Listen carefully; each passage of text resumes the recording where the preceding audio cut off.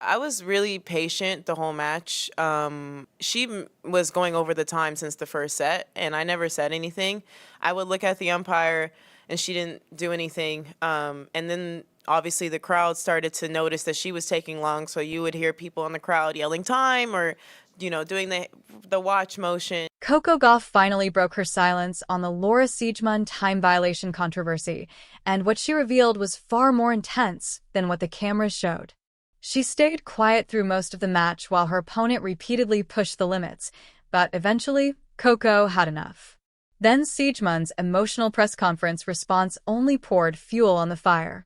What really happened has barely been discussed. Quick question: when one player is clearly stalling, breaking rules, and the umpire refuses to act, when is it acceptable for the other player to speak up?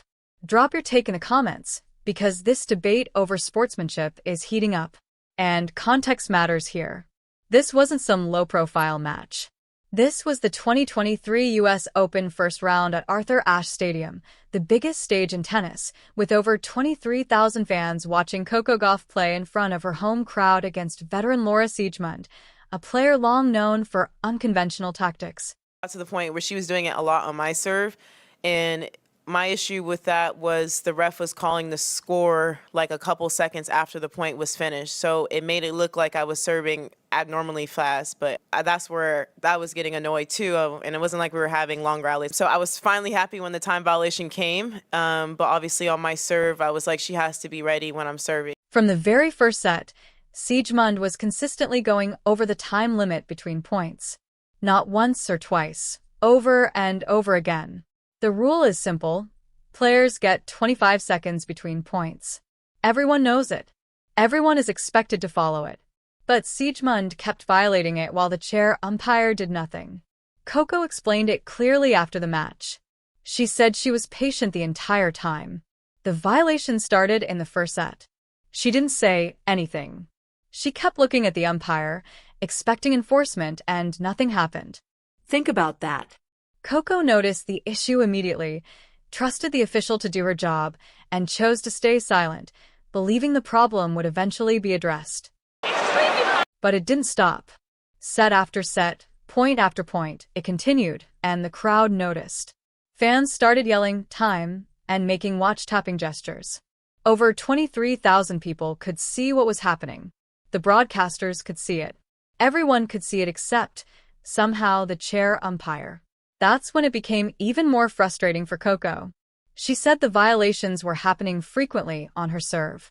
The umpire was calling the score several seconds late, which made it appear as if Coco was rushing. In reality, the delay reduced the time she had to serve, while Siegemund still took her time getting ready. Come on, Laura Siegemund! So not only was Siegemund breaking the rules, she was doing it in a way that made Coco look like the problem. Late score calls, compressed serve clocks, and prolonged delays created a perfect storm of gamesmanship. Coco's team noticed it too, and told her she should have spoken up earlier. But at just 19 years old, early in her career, Coco didn't want to seem like a complainer or create unnecessary drama. She wanted to win by playing tennis. Eventually, she reached her breaking point and confronted the umpire, pointing out multiple violations and asking how it was fair. When the umpire finally acted, it wasn't even a warning. It was a penalty point, showing how serious the violations had become. Siegemund's response? She complained that Coco was serving too fast. That argument doesn't hold up. Coco was serving at a normal pace. The score was being called late. And even if she were serving quickly, that's completely legal. There's no rule against it. The server controls the tempo. What Siegemund attempted was a complete role reversal, trying to make Coco look unreasonable after breaking the rules for nearly 2 hours straight.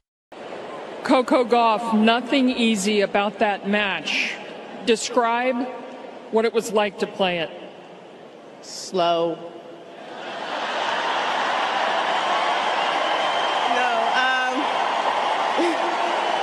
I mean, it was a tough match. I wasn't playing my best tennis. Laura, she's not an easy opponent. She fights to the end, and that's what she did today. And, I was able to overcome a lot of adversity, so I'm happy with how I played today, or happy how I managed to get through. After the match, Coco explained what was going through her mind, and it revealed just how much pressure young athletes face. She admitted she doesn't like confrontation and spent most of the match questioning herself. Even though she noticed the violations early, she wasn't sure if she was right to say anything until it kept happening again and again. That hesitation shows how difficult it can be for young players to trust their instincts, even when the rules are clearly being broken. In this set. I know, but it's the rules. He's not allowed to sit. Well, Siegemund must have said something. Despite knowing the rules, despite her team encouraging her to speak up, and despite the crowd reacting, Coco still doubted herself. She didn't want to be labeled a complainer or create unnecessary drama. She was thinking about public image, optics, and how her actions might be judged beyond tennis. That level of self-awareness at just 19 years old is remarkable. Coco eventually decided it was important to stand her ground respectfully, without yelling or losing control. She waited until the violations were undeniable, addressed the umpire calmly, and maintained her composure the entire time. That's championship-level maturity. First time I'm crying in a press conference. As a tennis player, you are a performer. You owe the people. You owe the kids that watch. And I'm just a bit, at the end of the day, I go home and I can look at myself and I can say, I did a great job. But did I get anything from the people for that? Even less than a zero, because they treated me bad. Like, they treated me like I was a cheater, like I was, like, trying, sneaky ways to win this match or something. They treated me like I was a bad person.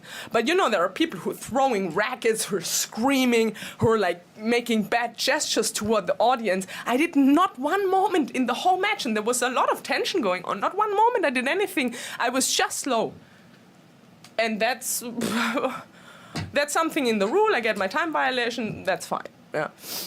No, I don't know. Laura Siegemund's response was the complete opposite.